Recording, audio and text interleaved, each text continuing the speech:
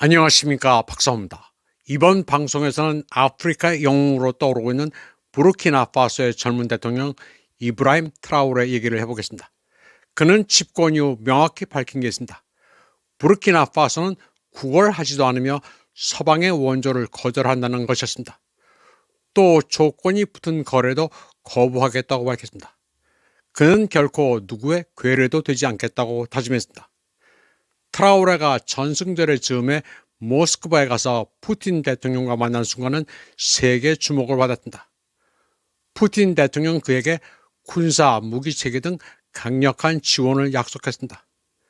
다른 나라 지도자 같으면 주저없이 감사하다고 넙죽 받을 만한 거였지만 트라오레는 대담하게도 그 이상의 것을 요구했습니다.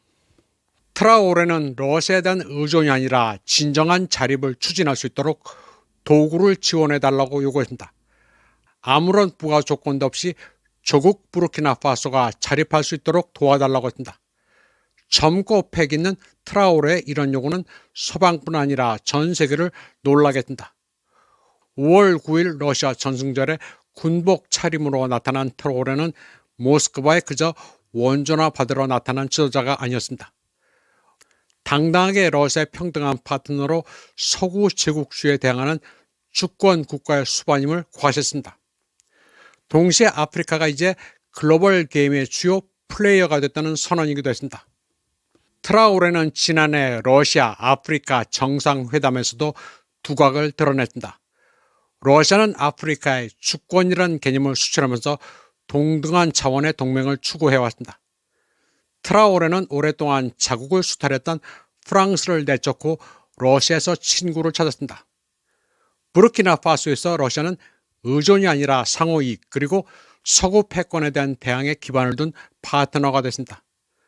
푸틴 대통령은 트라오레의 용기, 자존심, 주권에 대한 열망에 감동해 그가 모스크바에 오자 레드카펫을 깔고 그를 맞았습니다. 러시아는 그를 단순히 환영한 게 아니라 존중했습니다. 푸틴 대통령은 부르키나파소와 경제 협력을 강화하고 상호 교류를 다양화하겠다고 약속했습니다. 뿐만 아니라 부르키나파소와 함께 테러리즘과 극단주의에 맞서 싸우겠다고 했습니다. 군사 지원과 정보 공유뿐 아니라 군사훈련 제공도 하겠다고 밝혔습니다. 트라오레는 이에 대해 단순한 지원보다 주권 강화를 원한다고 대답했고 푸틴은 부르키나파소가 헌정 질서 회복과 아직도 암약하고 있는 극단주의 그룹을 제거하는 데 조력하겠다고 화답했습니다. 마침 말리, 니제르, 부르키나파소 등 사헬 3개국은 AES, 사헬 군사동맹을 맺고 서로 어려울 때 돕기로 했습니다.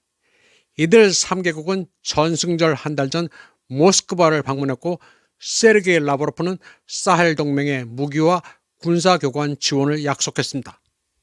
본론으로 다시 돌아가 보면 크렘린에서 푸틴 대통령과 만난 트라오레는 자신이 동맹으로부터 원하는 것은 무상 원조가 아니라면서 나라가 앞으로도 자립할 수 있도록 지식을 달라고 말했습니다. 그는 젊은 아프리카인들이 배우고 혁신해 일어날 수 있도록 부르키나파소에 러시아 대학을 지어달라고 요청했습니다. 청년들이 과학과 엔지니어링, 기계공학을 학습해 나라를 일으키도록 해달라고 말했습니다. 그는 바로 교육이야말로 부르키나파소의 주권을 위한 진정한 무기라고 푸틴에게 말했습니다. 트라오레는 미래 비전을 가진 지도자였습니다. 대담함을 넘어 가히 혁명적인 사고를 가지고 있습니다. 트라오레가 러시아의 대학 설립을 요청한 것은 단지 군인이나 외교관 양성을 넘어서 미래를 열어갈 과학자와 엔지니어 양성 목적 때문입니다. 러시아 모델을 부르키나파소에 옮겨와 부국 강병을 하는 게 목표입니다. 부르키나파소는 자원도 풍부한 만큼 이제 인적 자원만 갖추면 AI와 자동화 혁명, 로봇 개발, 전기차, 생명공학, 양자 컴퓨터 등 세계를 재편하고 있는 과학기술에서 못할 게 없다는 결심입니다. 트라오레는 그래서 교육을 선진화하고 도로와 공항 같은 인프라 건설에 총력을 기울이고 있습니다. 그는 지금까지 어느 아프리카 지도자도 하지 못했던 것을 대담하게 실천하고 있습니다. 세계는 빛의 속도로 앞서 나가고 있는데 대부분의 아프리카 국가들은 겨우 생존하고 있는 현실을 타파해야 하겠다고 트라오레는 결심했습니다. 그는 4차 산업혁명을 맞아 부르키나파소가 도약으로 이끄는 혁신과 경쟁을 통해 인류 사회에 공헌하겠다고도 말하고 있습니다.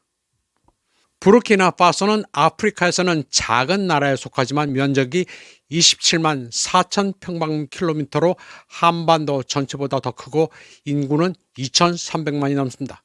그리고 금, 망간, 구리, 석회암 같은 자원도 많습니다. 예전에는 오트볼타 공화국으로 불리다 민족영웅 토마스 상카라 대통령 시절 정직한 사람들의 나라라는 의미를 지닌 부르키나파소로 바뀌었습니다. 트라오레는 교육 입국의 뜻을 세웠습니다. 지금 트라오레가 이끄는 부르키나파소의 근대화 속도는 박정희 대통령의 조국 근대화, 새마을 운동과는 비교가 되지 않을 정도로 빠릅니다. 자원이 풍부한 데다 러시아가 전략적으로 밀어주고 있기 때문입니다.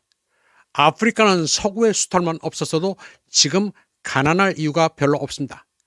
아프리카는 가능성이 무궁무진한 대륙입니다. 금과 우라늄, 석유, 가스 등 풍부한 자원에다 인구가 15억이 넘습니다. 아프리카 대륙은 지금 미국과 유럽을 버리고 러시아, 중국에 밀착하고 있습니다. 이브라힘 트라오레는 부르키나파소 국민들의 영웅입니다. 미 아프리카 사령부 사령관 랭글리는 의회 청문회에서 트라오레가 금을 채굴에 착복했다고 주장하면서 그를 제거해야 한다는 취지의 발언을 했습니다.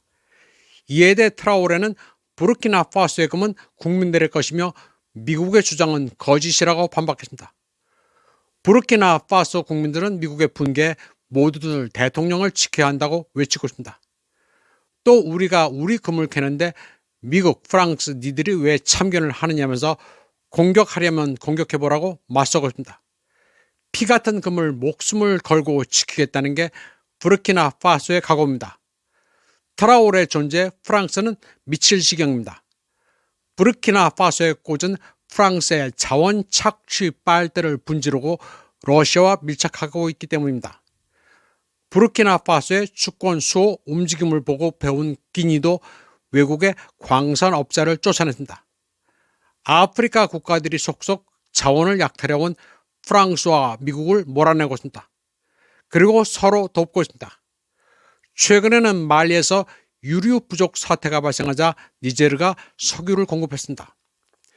트라오레는 그런 와중에서도 국민들의 주거를 개선하기 위해 자신의 이름을 딴 대규모의 신도시를 건설하고 있습니다. 러시아의 지원으로 원자력 발전소도 건설하려 하고 있으며 석유 중화 공업단지도 건설하고 있습니다. 이 밖에 상하수도 인프라, 종합병원, 토마토 가공 공장 등도 짓고 있습니다. 자주 국방도 시작해 토마스 상카라의 이름을 붙인 무장 장갑차도 국산화했습니다. 지금 진행 중인 트라오레의 업적은 사실 하루 종일 떠들어도 모자랄 정도입니다. 부르키나파소 국민들은 정말 복받은 국민들입니다. 37세의 젊은 불세출의 지도자를 갖고 있는 데다 세계의 지정학적 대변혁을 맞아 세상에 둘도 없는 전략적 동맹국 러시아까지 얻었기 때문입니다. 이번 방송은 여기까지 하겠습니다. 시청해주신 여러분 감사합니다.